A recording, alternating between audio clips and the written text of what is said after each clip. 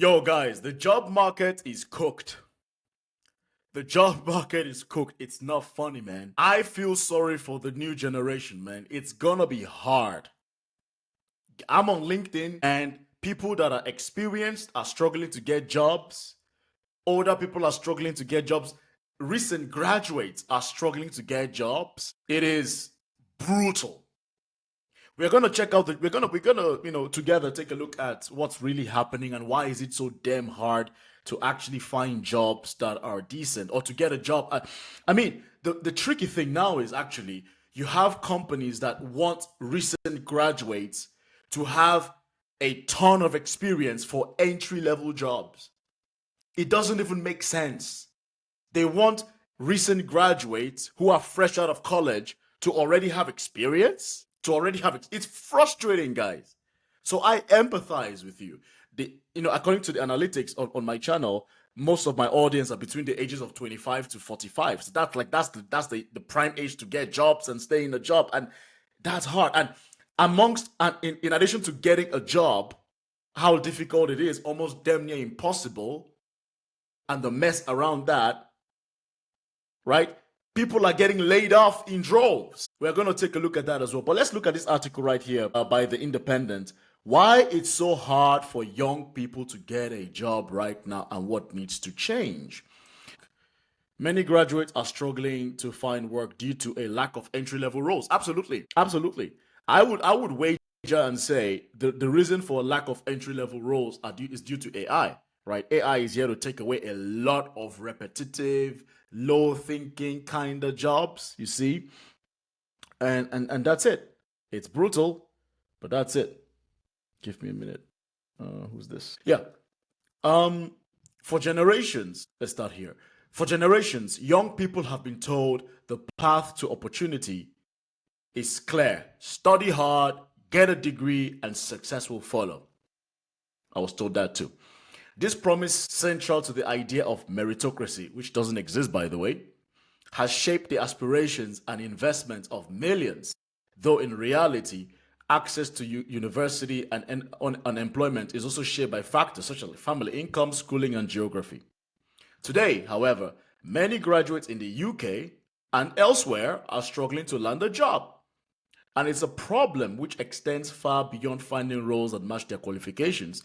In some cases, graduates are being turned down for roles in supermarkets or warehouses. Oh yeah.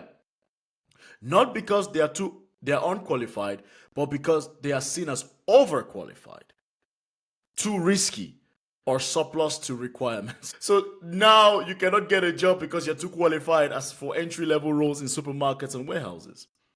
In terms of the UK economy, this isn't just a problem of job shortages. Signals a deeper breakdown in social contract. The long-held promise that education leads to opportunity, and it exposes how the connection between learning and labor is coming undone. As the focus of employers, higher education providers, and the state has shifted more to the notion of employability, the skills and the attitudes that help people get the jobs, labor markets have become highly competitive and spoils for choice. Exactly. It's a buyer's market right now. There's an oversupply of labor in the job market, so companies can take their time. They can play around with you. That's why people will apply for jobs and they will never hear back from the company. That's why people apply for jobs and 2 minutes after submitting their CV, they are receiving a rejection letter, a rejection email, because it's all AI controlled, you see. At the same time, it's worth remembering that while employment remains a key concern, the value of education extends far further, shaping personal growth and civic engagement, for example. Look, I don't want to read too much into this article, but one thing that I want to focus on right now is companies laying people off, right? Give me a minute, let me switch up here. See? This is what I was talking about. Intel plans to slash 25,000 jobs in 2025 as new CEO warns there are no more blank checks. We're going to speed through it. Intel CEO Lip Bhutan sent a memo to employees Thursday informing them of significant ongoing layoffs. and other cost-cutting measures, the company has struggled to maintain a competitive edge amid ongoing financial losses and strategic setbacks in the AI and semiconductor markets. There are no more blank checks, Tan wrote in a memo to employees published by Reuters. Every investment must make economic sense. So any job that is seen as useless, it's all going to be shipped to AI. Either it's going to be shipped to AI or it's going to be shipped abroad where it's cheaper, right? We will build what our customers need when they need it and earn their trust through consistent execution. Look at the fourth point. Look at the fourth point about shipping the jobs to cheaper places. Relocation of manufacturing operations from Costa Rica to Asia.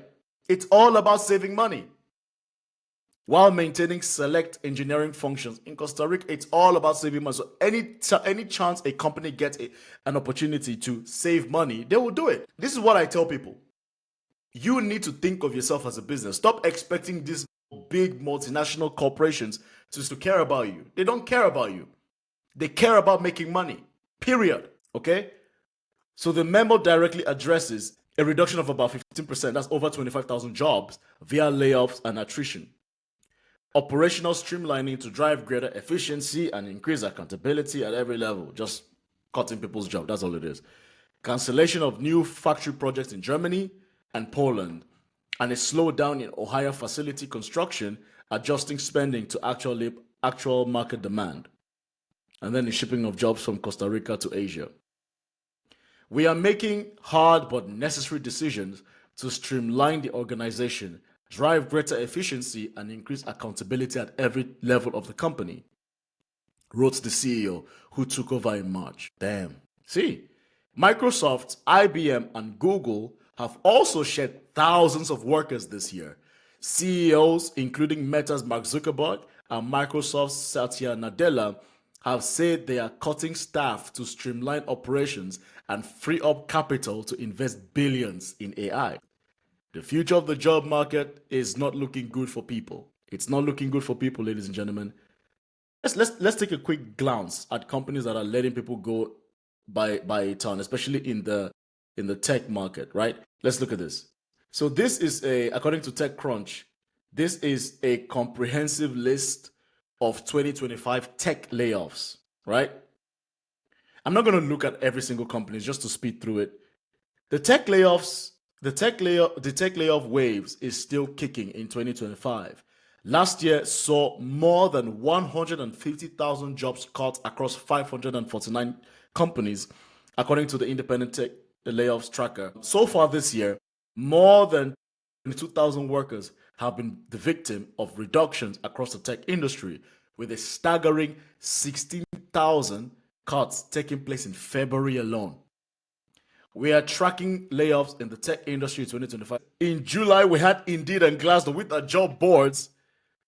They plan to eliminate approximately 1,300 jobs combined as part of a larger restructuring effort to combine their operations and focus on AI.